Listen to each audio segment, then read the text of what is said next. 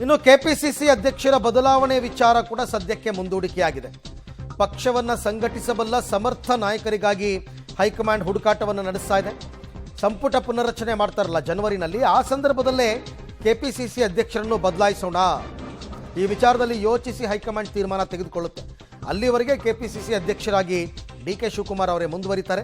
ಮುಂದಿನ ಬೆಳವಣಿಗೆ ನೋಡಿ ಕೆಪಿಸಿಸಿ ಅಧ್ಯಕ್ಷರ ಬದಲಾವಣೆಯನ್ನು ಮಾಡೋಣ ಅಂತ ಹೈಕಮಾಂಡ್ ಒಂದು ತೀರ್ಮಾನಕ್ಕೆ ಬಂದಂಗೆ ಕಾಣುತ್ತೆ. ಯಾಕೆಂದರೆ ಮಂತ್ರಿಗಳನ್ನು ಬೇಕಾದರೆ ಹೆಚ್ಚು ಕಡಿಮೆ ಮಾಡ್ಬೋದು, ಆದರೆ ಕೆಪಿಸಿಸಿ ಅಧ್ಯಕ್ಷರು ಅಂತಂದರೆ ವಿಪರೀತವಾದಂತಹ ಆ್ಯಕ್ಟಿವ್ನೆಸ್ ಬೇಕು.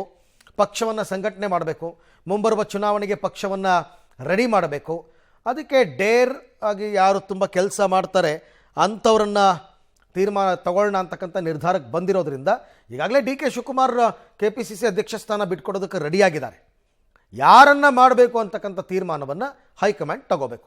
ಈ ಎಲ್ಲ ವಿಚಾರಕ್ಕೆ ಸಂಬಂಧಪಟ್ಟಂತೆ ಮತ್ತಷ್ಟು ಮಾಹಿತಿ ನನ್ನ ಕೊಲೀಗ್ ಸುಖೇಶ್ ಅವರಿಂದ ಪಡ್ಕೊಳ್ಳೋಣ. ಸುಖೇಶ್, ಈಗ ಸಂಪುಟ ಪುನರ್ರಚನೆ ಮತ್ತು ಕೆಪಿಸಿಸಿ ಅಧ್ಯಕ್ಷರ ಬದಲಾವಣೆ ಎರಡೂ ವಿಚಾರದಲ್ಲಿ ಕಾಂಗ್ರೆಸ್ ಹೈಕಮಾಂಡ್ ಒಂದಷ್ಟು ಟೈಮನ್ನು ತಗೊಂಡಂಗೆ ಕಾಣ್ತಾ ಇದೆ.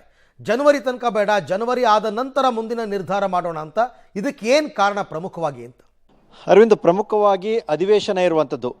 ಯಾಕಂದರೆ ಡಿಸೆಂಬರ್ 9ರಿಂದ ಅಧಿವೇಶನ ಸ್ಟಾರ್ಟ್ ಆಗುತ್ತೆ ಮತ್ತು ಡಿಸೆಂಬರ್ 24, 25, 26 3 ದಿನ ಕಾಂಗ್ರೆಸ್ನ ಬೃಹತ್ತಾದಂಥ ಒಂದು ಸಮಾವೇಶ ನಡೀತಾ ಇದೆ ಬೆಳಗಾವಿಯಲ್ಲಿ. ಮಹಾತ್ಮ ಗಾಂಧಿಯವರು ಕಾಂಗ್ರೆಸ್ ಅಧಿವೇಶನದ ಅಧ್ಯಕ್ಷರಾಗಿ ಬೆಳಗಾವಿಯ ಅಧಿವೇಶನದಲ್ಲಿ ಭಾಗವಹಿಸಿ 100ನೇ ವರ್ಷ ಭರ್ತಿಯಾಗಿರೋದ್ರಿಂದ ಹಾಗಾಗಿ ಅವೆಲ್ಲವೂ ಕೂಡ ಕಾಂಗ್ರೆಸ್ನ ಬಿಗ್ ಟಾಸ್ಕ್ಗಳು.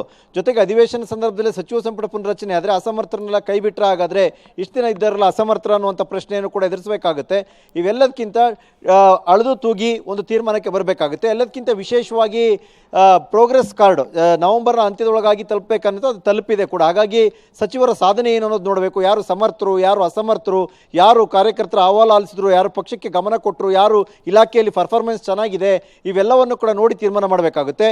ಇವೆಲ್ಲದಕ್ಕೊಂದು ತಿಂಗಳು ಸಮಯಾವಕಾಶ ತೆಗೆದುಕೊಂಡು ಡಿಸೆಂಬರ್ ಕಳೆದ ನಂತರ ಜನವರಿಯಲ್ಲಿ ಬಹುತೇಕ ಒಂದು ನಿರ್ಧಾರವನ್ನು ಪ್ರಕಟಿಸಬಹುದು ಕಾಂಗ್ರೆಸ್ ಹೈಕಮಾಂಡ್. ಆದರೆ ಕೆಪಿಸಿಸಿ ಅಧ್ಯಕ್ಷರ ವಿಚಾರಕ್ಕೆ ಬರೋದಾದರೆ ಅದು ಬೇರೆ ರೀತಿಯಲ್ಲಿದ್ದಂತೆ ಕಾಣಿಸ್ತಾ ಇದೆ. ಕೆಪಿಸಿಸಿ ಅಧ್ಯಕ್ಷರ ಬದಲಾವಣೆ ಎಷ್ಟು ಸುಲಭದ ತುತ್ತಲ್ಲ ಹೈಕಮಾಂಡ್ ಪಾಲಿಗೆ ಅನ್ನುವಂಥದ್ದು. ಅದಕ್ಕೆ ಕಾಣುವ ಕಾರಣಗಳು ಬೇಡ, ಆದರೆ ಕಾರಣದ ಕಾರಣಗಳು ಒಂದಷ್ಟು ಇದ್ದಂತೆ ಕಾಣಿಸ್ತಾ ಇದೆ. ಪ್ರಮುಖವಾಗಿ ಈಗ ಅಷ್ಟೇ ಸಮರ್ಥವಾದ ನಾಯಕನ ಹುಡುಕಬೇಕಾಗಿರುವಂಥದ್ದು ಯಾರನ್ನ ಅನ್ನುವಂಥದ್ದು. ಯಾಕಂದರೆ ಪಕ್ಷ ಸಂಘಟನೆ ಮಾಡಿ ಪಕ್ಷವನ್ನು ಅಧಿಕಾರಕ್ಕೆ ತಂದಂಥ ಕ್ರೆಡಿಟ್ ಒಂದು ಕಡೆ ಡಿ.ಕೆ. ಶಿವಕುಮಾರ್ ಅವರಿಗೆ ಸಲ್ತಾ ಇರೋದ್ರಿಂದ ಅಷ್ಟೇ ಸಮರ್ಥವಾಗಿ ಮುನ್ನಡೆಸುವಂಥವ್ರು ಬೇಕು ಅನ್ನುವಂಥದ್ದು ಒಂದು ಲೆಕ್ಕಾಚಾರ. ಮತ್ತು ಈಗ ಅಂಥ ಯಾವುದೇ ಗೊಂದಲಗಳು ಇಲ್ಲ ಒಂದು ಹಂತದಲ್ಲಿ ಅನ್ನುವಂಥದ್ದು. ಹಾಗಾಗಿ ಇಲ್ಲಿಂದಲೇ ಬದಲಾವಣೆಯ ಕೂಗು ದೊಡ್ಡ ಮಟ್ಟದಲ್ಲಿ ಇಲ್ಲದೆ ಇರೋದ್ರಿಂದ ಯಾಕೆ ಅದರ ರಿಸ್ಕ್ ತಗೋಬೇಕು ಅದು ನೋಡೋಣ. ಅದು ಕೂಡ ಮುಂದೆ ಸಮಯ ನೋಡಿ ತೀರ್ಮಾನ ಮಾಡೋಣ, ಅಥವಾ ಸ್ಥಳೀಯ ಸಂಸ್ಥೆ ಚುನಾವಣೆ ವಿಚಾರ ಈಗೇನಾರು ಇದೆಯಾ ಅನ್ನುವಂಥದ್ದು ಕೂಡ ಪ್ರಶ್ನೆ ಆಗುತ್ತೆ. ಅವೆಲ್ಲವನ್ನು ಚರ್ಚೆ ಮಾಡಿ ಮುಂದೆ ತೀರ್ಮಾನ ಮಾಡುವಂಥ ಸಾಧ್ಯತೆ ಇದೆ. ಅರವಿಂದ್, ಅಂದರೆ ಸಚಿವ ಸ್ಥಾನ ಆಕಾಂಕ್ಷಿಗಳೇನು ಈಗಾಗಲೇ ಕಾದ್ಕೊಂಡು ಕೂತಿದ್ದಾರೆ, ಅವರ ಅಸಮಾಧಾನಕ್ಕೂ ಕಾರಣ ಆಗಬೇಕಾಗುತ್ತಲ್ಲ ಇದು ಮುಂದಕ್ಕೆ ಹೋಗ್ತಾ ಹೋಗ್ತಾ ಹೋಗ್ತಾ ಅಂತ. ಒಂದು ಸ್ಪಷ್ಟ ಅರವಿಂದ್, ಸಚಿವ ಸ್ಥಾನದ ಬದಲಾವಣೆಯ ವಿಚಾರವನ್ನು ಎಷ್ಟು ವರ್ಷ ಅನ್ನುವಂಥದ್ದು ಪ್ರಶ್ನೆ ಆಗುತ್ತೆ. ಈಗ 2 ವರ್ಷಕ್ಕೆ ನಾವು ಬದಲಾಯಿಸ್ತೀವಿ ಅನ್ನೋದಾದರೆ ಇನ್ನೂ ಕಂಪ್ಲೀಟ್ ಆಗಿ ಸರ್ಕಾರಕ್ಕೆ 2 ವರ್ಷ ಆಗಿಲ್ಲ. 1.5 ವರ್ಷಕ್ಕೆ ಬದಲಾಯಿಸಿ ಮತ್ತೊಂದು ವರ್ಷಕ್ಕೆ ಬದಲಾಯಿಸಿ ಅನ್ನೋದಕ್ಕೆ 2.5 ಏನೋ ಒಂದು ಡಿಸೈಡ್ ಆಗಿದೆ ಹೈಕಮಾಂಡ್ ಮಟ್ಟದಲ್ಲಿ, ಅಧಿಕಾರ ಹಂಚಿಕೆ ಸೂತ್ರ ಅನ್ನೋದಿದೆ. ಹಾಗೇನಾರಾದರೆ ಈಗ 1.5 ವರ್ಷ ಕಳೆದ ಮೇಲೆ ಆಗುವಂಥವ್ರಿಗೆ ಎಷ್ಟು 10 ತಿಂಗಳು ಸಿಗುತ್ತಾ 11 ತಿಂಗಳು ಸಿಗುತ್ತಾ ಅನ್ನುವಂಥ ಪ್ರಶ್ನೆಯೂ ಬರುತ್ತೆ. ಅದು ಕೂಡ ಯಾಕಂದರೆ ಹೇಳೋರು ಹೇಳ್ತಾ ಇರ್ಬೋದು, ದೊಡ್ಡ ಮಟ್ಟಿಗಿನ ಬಹಿರಂಗ ಅಸಮಾಧಾನ ಬೇಕೇ ಬೇಕು ಅನ್ನುವಂಥ ಗುಂಪುಗಾರಿಕೆ ಸಭೆ ಆ ರೀತಿ ಏನು ನಡೆದಿಲ್ಲ. ಮೇಲ್ನೋಟಕ್ಕೆ ಕೇಳೋರು ಕೊಟ್ಟರೆ ಕೊಡಲಿ ನಮಗೂ ಬೇಕು ಅಥವಾ ನಾನು ಅರ್ಹ ಅನ್ನುವಂಥ ಮಾತುಗಳನ್ನ ಹೇಳ್ತಾ ಇದ್ದಾರೆ.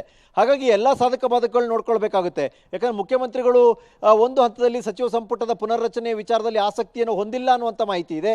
ಬಹುಶಃ ಅದಕ್ಕೆ 2.5 ಇರಬಹುದು, ಕಾರಣ ಆಗಿರಬಹುದು. ಅಲ್ಲಿವರೆಗೆ ಒಂದು ಸೆಟ್ ಇರಲಿ, ಆನಂತರ ನೋಡ್ಕೊಳ್ಳೋಣ ಅನ್ನುವಂಥದ್ದು ಇರಬಹುದು. ಆದರೆ ಹೈಕಮಾಂಡ್ ಮಟ್ಟದಲ್ಲಿ ಕೆಲವು ಸಚಿವರ ಸಾಧನೆ ಸಮಾಧಾನ ಇಲ್ಲದೆ ಇರೋದ್ರಿಂದ ಅದಕ್ಕೆ ಬೇಕಾದಂಥ ಬದಲಾವಣೆಗಳು ಅನಿವಾರ್ಯನ ಅನ್ನೋದ್ರ ಬಗ್ಗೆಯೂ ಕೂಡ ಚರ್ಚೆ ಆಗಬೇಕಾಗುತ್ತೆ. ಅದಕ್ಕೆ ಪ್ರೋಗ್ರೆಸ್ ರಿಪೋರ್ಟ್ ಏನು ಅನ್ನೋದನ್ನ ನೋಡಬೇಕಾಗುತ್ತೆ. ಇವೆಲ್ಲದ ಕಾರಣಕ್ಕಾಗಿ ಒಂದಷ್ಟು ಸಮಯವನ್ನು ಅದು ತೆಗೆದುಕೊಳ್ಳುವಂತೆ ಕಾಣಿಸ್ತಾ ಇದೆ. Right Sukesh, thank you. ತಮ್ಮೆಲ್ಲ ಮಾಹಿತಿಗೆ ಧನ್ಯವಾದ. ಅವರವರ ಪಕ್ಷದ ಆಂತರಿಕ ವಿಚಾರ, ರಾಷ್ಟ್ರೀಯ ಪಕ್ಷ ಅದಕ್ಕೊಂದು ಹೈಕಮಾಂಡ್ ಅಂತ ಇದೆ. ಹೈಕಮಾಂಡ್ ಅವರು ನಿರ್ಧಾರ ತಗೋತಾರೆ. ನೋಡೋಣ ಮುಂದಕ್ಕೆ ಏನಾಗುತ್ತೆ ಅಂತ.